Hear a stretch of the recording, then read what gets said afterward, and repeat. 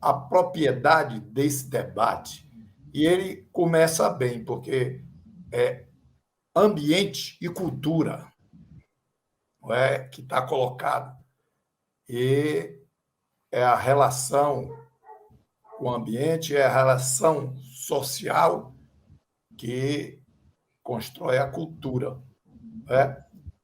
E nós temos 529 anos de destruição, de destruição do nosso ambiente, porque aqui tinha uma cultura diferente, que se relacionava de forma diferente, que tinha uma cosmovisão diferente da natureza e que preservava e conservava a natureza, que era a cultura indígena. Talvez tenhamos que buscar um pouco essa referência para viver esse momento. Né? Mas se constituiu uma sociedade que teve na sua centralidade a violência. Foi a escravidão, foi a tentativa de escravidão inicial dos índios, e aí esse extermínio em massa que se fez dessa população e dessa cultura. E aí a escravidão, a violência estrutura a sociedade brasileira com a cultura, o colonialismo no extrativismo, brutal, um extrativismo predatório. Aí é a matriz que não só forma essa elite escravista, extrativista e predatória, mas a grande massa de explorados com base no instrumento da violência para a exploração do homem, que foi a escravidão. Então, nós vivemos 376 anos estruturado dessa forma aí. Então, a cultura, o caldo de cultura, isso que vai se organizando, leva ao colonialismo, formar essa sociedade. Então, uma sociedade extremamente desigual e que o destruir faz parte da sua cultura. Então, a nossa relação com a natureza, infelizmente, predominante até hoje, porque hoje nós vivemos um momento de retrocesso, reacionarismo muito forte, e de retorno. Nós estamos reprimarizando a nossa economia e o lugar que a classe dominante brasileira se acomodou e entre si acordou para esse Brasil, que nós temos que transformar em nação e construir nação, porque a elite não tem projeto de nação, foi, no modo de produção internacional, ser um grande fazendão. Exportador de água, de energia, de solo, e impregnado ali de exploração das mãos de obras mais baratas do mundo. Então, isso há um consenso entre eles. Então, esse modo que o Juca falou aí, que ele vem aí, a sua referência maior é o agronegócio, que é ele é o capital financeiro investe nele, e essa financiarização, essa territorialização do capital financeiro agora, vem nesse novo momento que é a produção de commodities para exportação, e nós somos os grandes exportadores de alimentos, grãos, e veja a contradição disso. Eu estava vendo os dados nós aumentamos de forma substancial a exportação de soja e a importação de óleo de soja. Veja o simplismo disso. Não é nem falando de exportar, não é, petróleo bruto e importar gasolina. É de importação de óleo de soja em volumes nunca vistos. Vai faltar óleo de soja no mercado brasileiro. Então, isso expressa o que é esse modelo. E o nosso trabalho vem justamente disso. Nós vimos uma cientista falar, nós vimos um intelectual orgânico, colocando seus estudos, suas leituras de realidade, e aqui cabe a falar justamente de que é preciso a gente popularizar essas questões, trabalhar junto às organizações populares, trabalhar junto aos partidos progressistas, para que a gente tenha uma compreensão ampla, com capacidade de força para mudar essa realidade.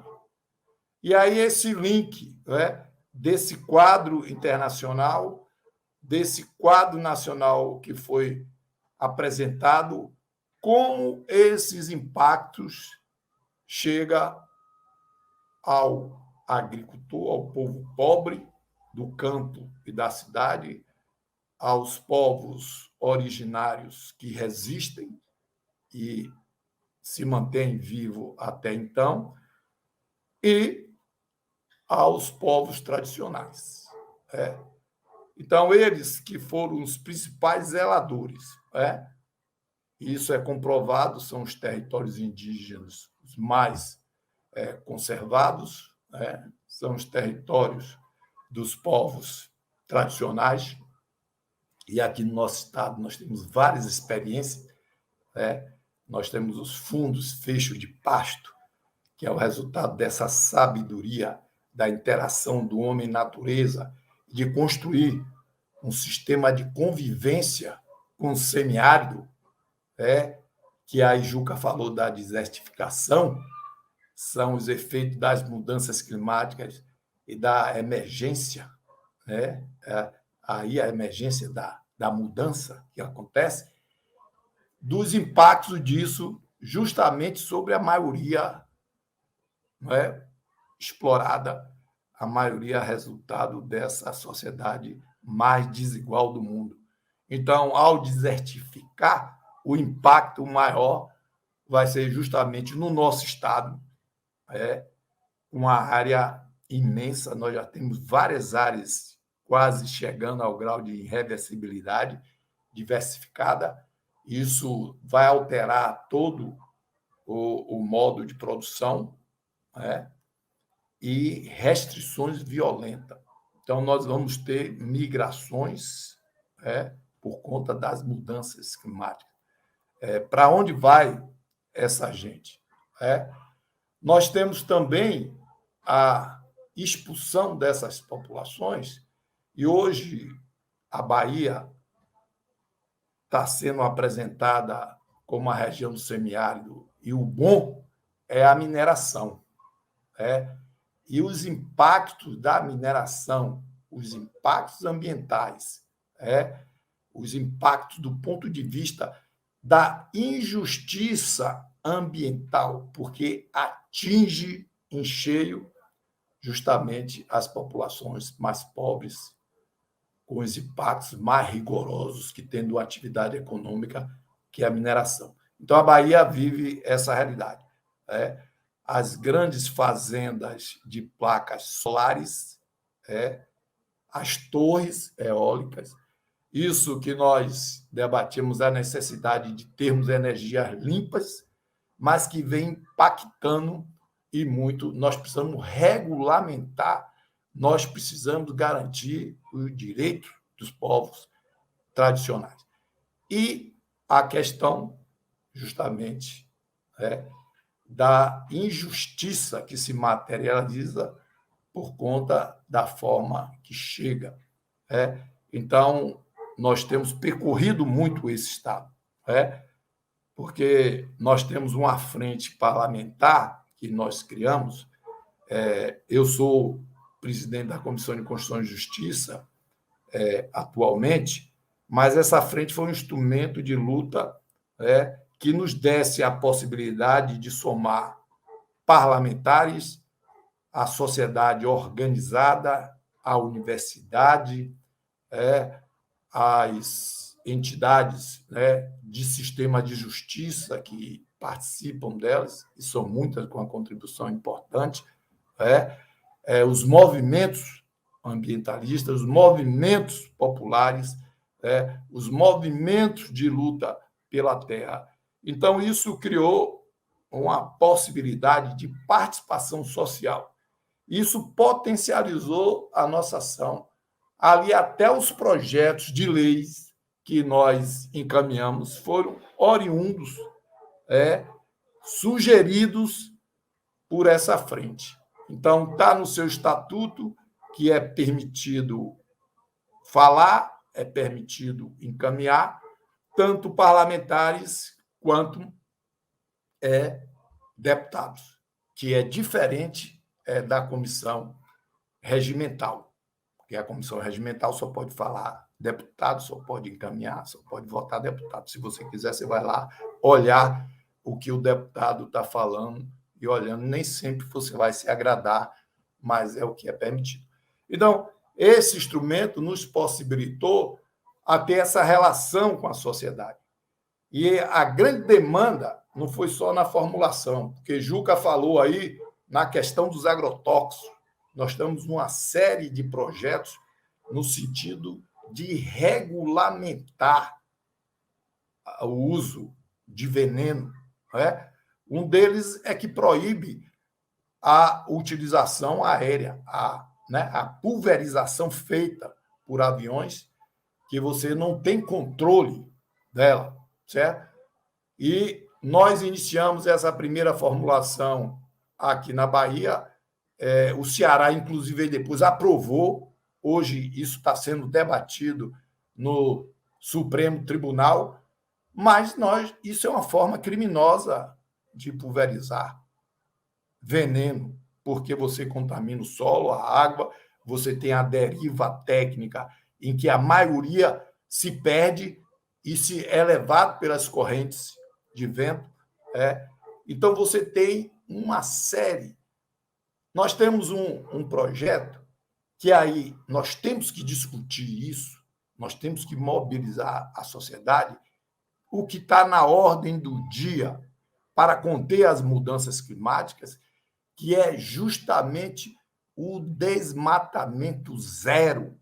Não é só o desmatamento ilegal zero, que o próprio Brasil assumiu, governado por esses sujeitos que estão aí a serviço dos interesses. Porque aqui tem uma questão que diz por que a monocultura ela é tão danosa ao meio ambiente e ela continua, porque atende a interesses de uma pequena parcela, mas que ganha muito dinheiro. E eles estão ganhando muito dinheiro. E nós não precisamos, nós não precisamos desmatar mais nada no estado da Bahia, porque nós temos áreas degradadas, nós precisamos recuperar, nós temos técnicas, tecnologia, nós temos ciência acumulada para regenerar vegetação.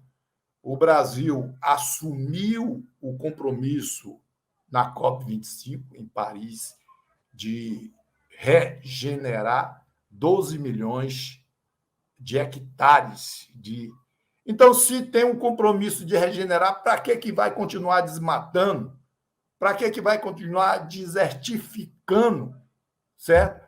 E nós precisamos debater isso, porque se nós não tivermos força na sociedade, não é o parlamento que vai aprovar isso. Então, nós temos limites, muita dificuldade em encaminhar, porque talvez desde tanto tempo, não é? Nós nunca tivemos uma época de supremacia política, né? Superrepresentação de setores agrários, né? Na hegemonia política do país. Então, eles estão, né, de forma hegemônica, controlando todas as casas e, nesse momento, certo? Essa tragédia da política nacional que chama Centrão, porque todo mundo fala do fascistão, Bolsonaro, que sempre foi isso, fez apologia à tortura, era um sujeito medíocre no parlamento, passou ali 30 anos, mas o Centrão se apropriou dele, certo?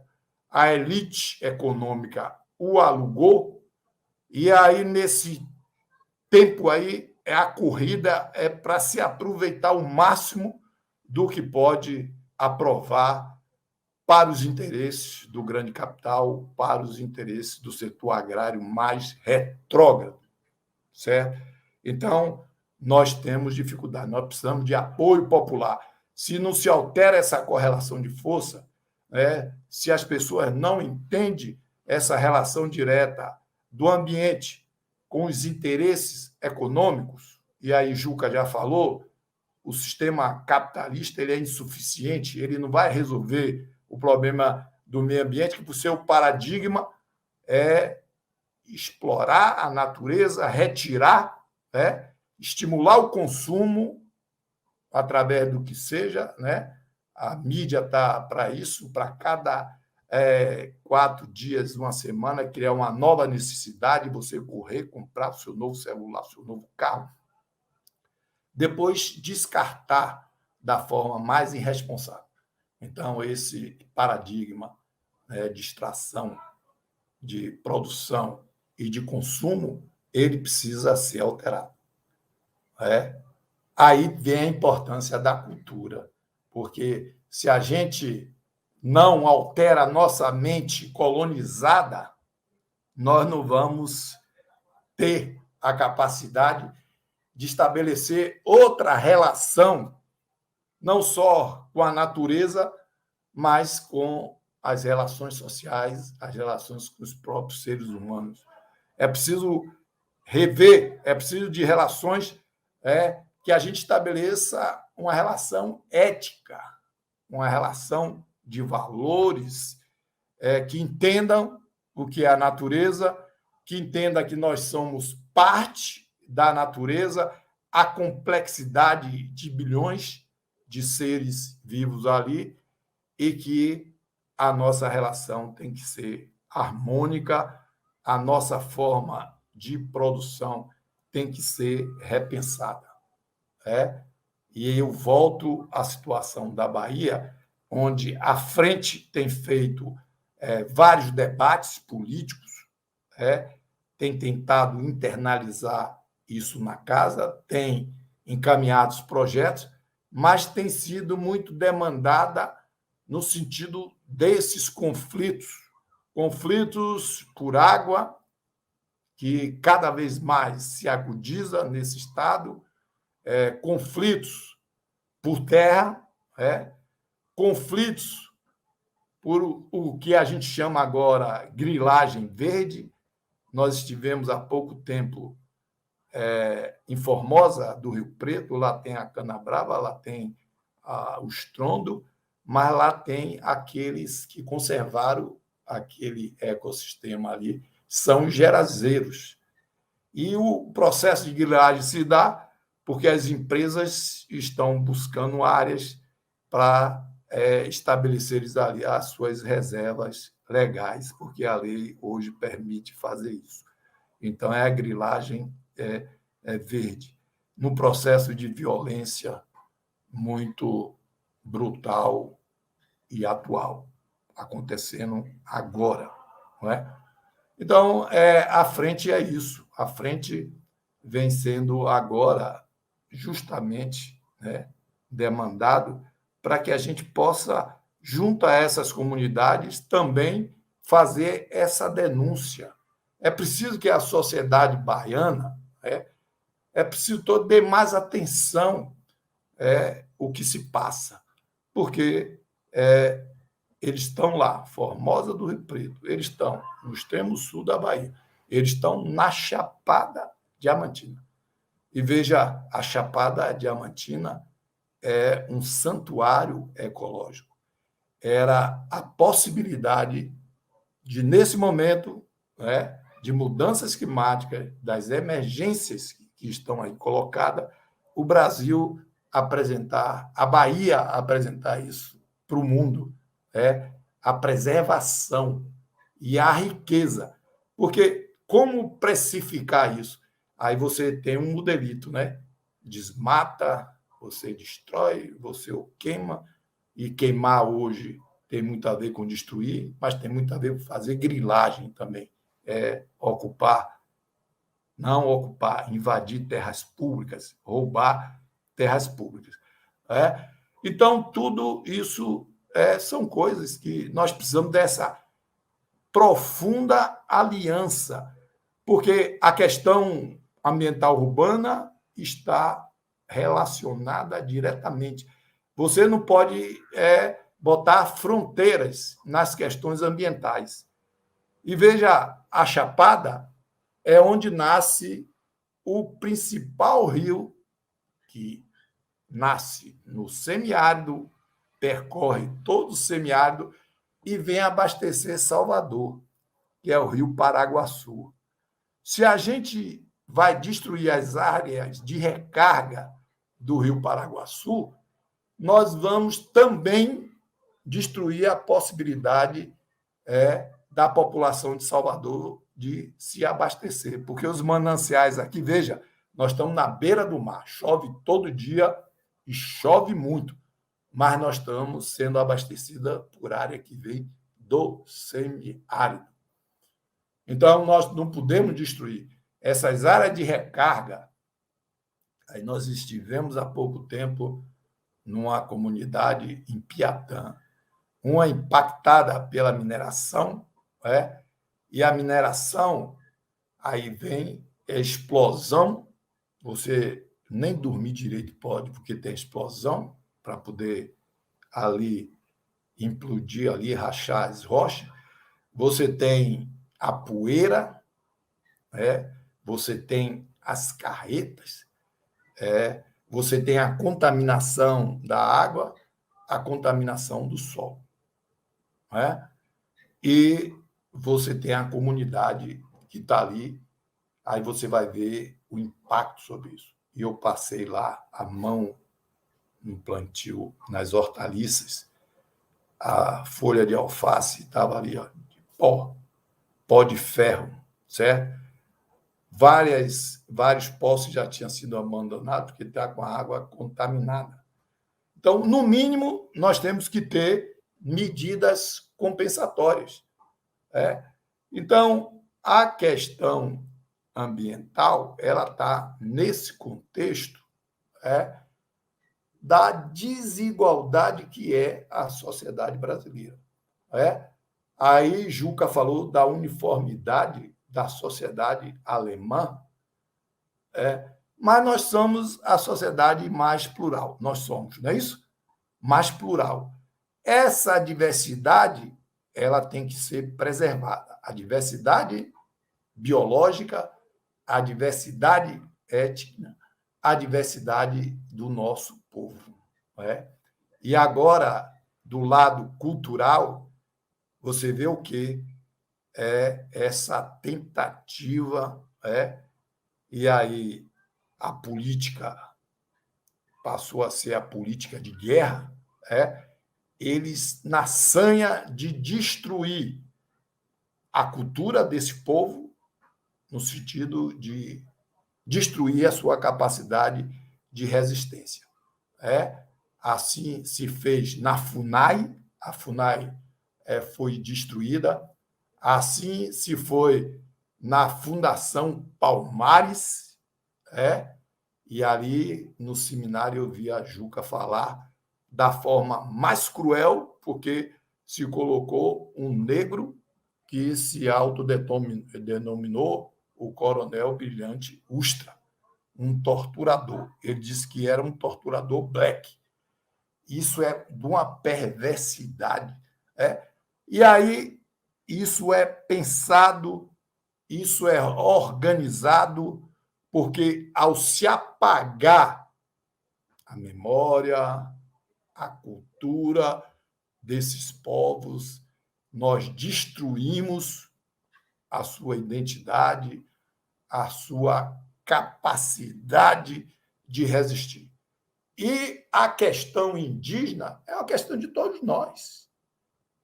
Nós temos que nos somarmos aos índios, porque ali está a última fronteira da possibilidade de a gente conservar nossa diversidade cultural, social, nossa biodiversidade e nossos bens da natureza, nossos bens naturais. Agora, para isso, é preciso alteração de paradigma de todos nós, que parece simples, mas isso influi nos nossos hábitos de consumo, que é a coisa mais simples. Ali uma garrafinha de água, um copinho de água, onde a água é o bem, menos remunerado, você tem o copinho, que vira uma mercadoria, e você é estimulado, porque nós deveríamos ter água na torneira. E dizer que a água melhor que nós temos é a água fornecida pela Embasa. E, ao falar na Embasa, nós precisamos que essa empresa continue sendo uma empresa pública. Pública porque ela presta um serviço que, na verdade, que a gente passa a encarar como serviço, mas que ela garante direitos. Direito ao saneamento, direito à água potável, porque sem água não há vida. Então, quem tem que fazer isso é o Estado. Então, ao privatizar, ao abrir capital, nós vamos abrir a possibilidade de dar lucro. E vai acontecer com uma crise que aconteceu em São Paulo, que mesmo a população tendo racionamento com a sua torneira seca, a distribuição de dividendos continuou. Então, isso é a organização, de como a sociedade se organiza para dividir, para produzir suas riquezas, para dividir. Então, a insustentabilidade está cada vez menos no conjunto de bilionários que passam a acumular mais riqueza e ali a miséria, literalmente, porque a miséria volta ao Brasil, a fome e a pobreza. E essa pobreza, ela é expressada, não tem um retrato melhor da estrutura social organizada do que é o saneamento básico, do que é a moradia, do que é se morar nas áreas de preservação. Então, as áreas de risco, onde os pobres são empurrados a morar, ali é a fotografia da estrutura social, que o Brasil se permite isso agudizar. Então, essa relação combate à desigualdade, ela vai poder ter outro retrato. Nós vivemos um momento que começou a se ver isso, mas nós precisamos retomar. E, para isso, para você debater cultura, para você debater meio ambiente, para você interromper esse processo de destruição, nós precisamos de democracia. Sem democracia, nós não vamos poder, porque aqui é o país do mundo que mais se agride jornalistas, certo? Jornalistas e principalmente jornalistas mulheres, não é? Porque o sujeito tem ódio, ele agride de uma forma que nos indigna, como tem um sujeito na presidência da República a coragem de agredir. É o país do mundo que mais se mata ambientalistas, defensores da natureza. Então, esse estado de violência é preciso ser alterado. Então, para isso, o remédio é democracia. Como a gente vencer esse momento, como resistir e como a gente retomar justamente a possibilidade de não só esse momento de interrupção de, mais uma vez, do processo civilizatório no Brasil, que não é novidade nenhuma, isso já foi feito por várias ditaduras, e nós temos uma sociedade que tem um componente aí do militarismo, que o Brasil precisa resolver isso. Nós temos essas interrupções feitas com base da sustentação militar, eles ali sempre atentos aos grandes interesses da burguesia nacional, associada, submissa à internacional. Então, isso também tem a ver com a cultura, tem a ver com a luta pela democracia. Como você ter a possibilidade da sociedade civil se estabelecer, como avançar no estado de precarização da cidadania que apresenta-se na realidade, nesse momento, como você sair disso. Aí você tem um estado de exceção. O Estado está ocupado, tem 7.000 militares ali. O que estão fazendo esses militares na gestão da saúde, da educação, na cultura, um que trabalha, que não é militar, mas trabalha armado para poder intimidar, porque se não fosse assim, nem entrava. Então, é essa a nossa esse grande desafio, esse caminho que nós temos que travar no sentido de construir essa sociedade que, de forma generosa, abrigue todo esse povo